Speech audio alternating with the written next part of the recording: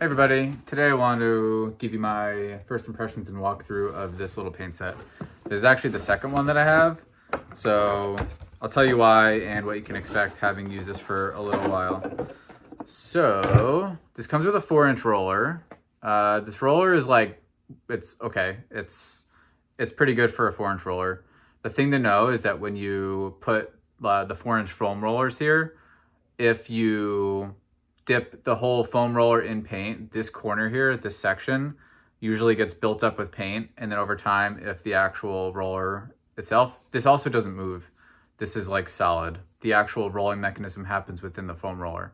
But anyway, if this part gets paint that's built up, it actually makes it kind of hard to take the roller off again.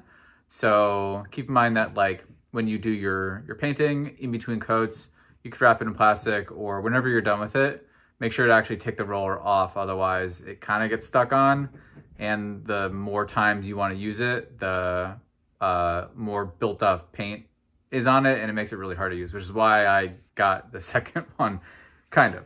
The other part is it comes with all of these different paint trays.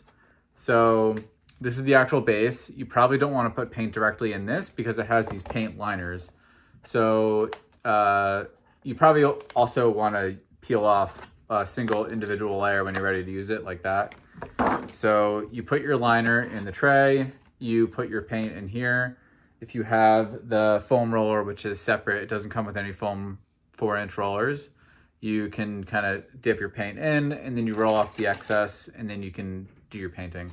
So the reason I got this for the second time is because I ran out of these liners, and like I said, my 4-inch roller got a little crusty and I could clean it, but it is kind of good to have two, because sometimes I actually am painting two different things. It's more of if I'm painting. So I kind of save up all the things that I need to paint all at once. And sometimes that means I have two different colors. So having two rollers isn't the worst idea anyway. And then with the trays, when you're done painting, you can't really or shouldn't really clean this off, kind of because you don't really want to be pouring paint down the drain. So letting it dry and then throwing it away dry is the best way to dispose of paint, latex paint anyway. But what you can do is, especially if you have similar colors, you could let it dry, and if it's dried completely thoroughly, you can actually pour new paint right on top and then use that. You don't necessarily always have to have a clean liner. Sometimes what might happen is the liner, if there's a lot of paint built up, it could start to crack. So I kind of start throwing them away after a couple times I use it. If it cracks, and that means that cracked paint could end up on like new paint that I'm rolling.